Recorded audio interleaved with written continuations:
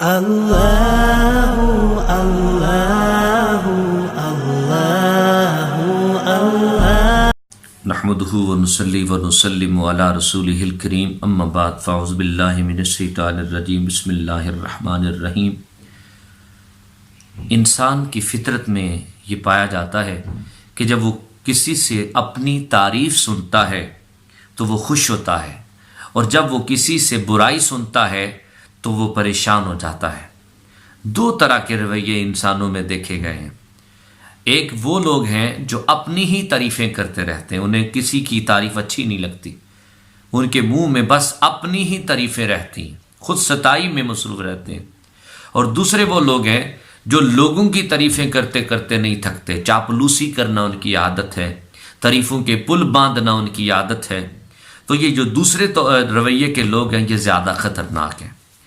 نبی پاک صلی اللہ علیہ وسلم نے مبالغہ آرائی سے منع فرمایا، بے جا تعریف کرنے سے منع فرمایا۔ بلکہ ایک حدیث میں نے پڑھی، نبی پاک مسجد میں ہیں اور ایک صحابی بھی وہاں پہ بیٹھے ہیں، فرماتے ہیں میں نے حضور کو دیکھا کہ ایک شخص کی طرف دیکھ کے فرماتے ہیں یہ کون ہے؟ تو میں نے اس کی خوب تعریف کی، تو نبی پاک صلی اللہ علیہ وسلم نے فرمایا رکو، اسے پتہ نہ چلے تو تعریف کر رہا ہے، اتنی آواز سے نہ بولو کہیں وہ سن کے ہلاک نہ ہو جائے۔ یعنی اپنی تعریف سن کے ہلاک ہو جانے کی بات حضور نے کی، کہ جو بندہ تعریفات اپنی تعریفیں سنتا ہے پھر مبالغہ آرائی سے اپنی تعریفات سنتا ہے تو کہیں وہ اس بات میں مبتلا نہ ہو جائے کہ میں بہت بڑا انسان ہوں، کہیں غرور میں مبتلا نہ ہو جائے۔ تو کسی کی تعریف منہ پہ کرنا اور زیادہ کرنا اور مبالغہ آرائی سے کرنا اس کو ہلاک کر دینے کے مترادف ہے۔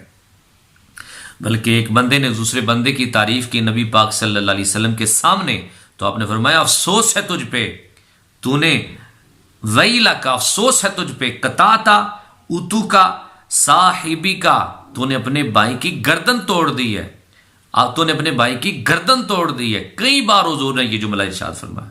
پھر آپ صلی اللہ علیہ وآلہ وسلم نے ارشاد فرمایا کہ اگر تم کسی کی تعریف کرنا چاہتے ہو تو اس انداز میں کہو کہ میرا خیال، میرا وجدان اور میں یہ سمجھتا ہوں کہ فلاں بندہ ایسے کردار کا مالک ہے، فلاں بندہ یہ اتنی شان کا، اتنی عزت کا مالک ہے، وہ اتنا اچھا انسان ہے۔ آپ اس طرح انداز میں بات کریں کیونکہ اللہ خوب جانتا ہے اس کا حال کیا ہے۔ اور ایک دوسری حدیث میں نے پڑھا، نبی پاک صلی اللہ علیہ وسلم نے فرمایا کہ جب تم بے جا تعریف کرنے والوں کو دیکھو تو ان کے منہ پر مٹی ڈال دو، ان کے منہ میں مٹی ڈال دو۔ یعنی ایک تو مفہوم اس کا یہ ہے، ظاہری مفہوم تو یہ ہے کہ ان کے اوپر مٹی پھینکے، جیسے حضرت مقداد جب کسی کو تعریف کرتے ہوئے دیکھتے تو مٹی اٹھا کے اس کے منہ پہ ڈالنا شروع کر دیتے۔ حضرت عثمان غنی کی بارگاہ میں ایک بندے کی کسی نے تعریف کی تو حضرت مقداد نے انہیں پکڑا، نیچے گرایا اور ان پر مٹی ڈالنا شروع کر دی۔ تو حضرت عثمان غنی نے فرمایا مقداد یہ کیا کر رہے ہو؟ فرمایا میں حدیث پر عمل کر رہا ہوں۔ ایک تو ظاہری عمل، ظاہری معنی یہ بنتا ہے، دوسرا معنی یہ بنتا ہے اس کو تعریف کرنے سے روکو۔ اچھا کیوں روکا جا رہا ہے تعریف کرنے سے؟ کیا تعریف جو ہے وہ نہیں کرنی دینی چاہیے؟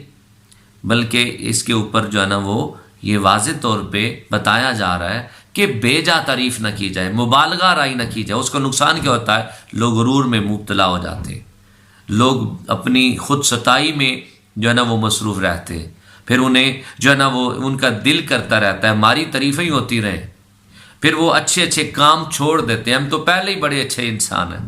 تو اس حوالے سے اتنا نقصان ہوتا ہے کہ ہم بے جا جو تعریفات جو ہے نا لوگوں کی کرتے ہیں۔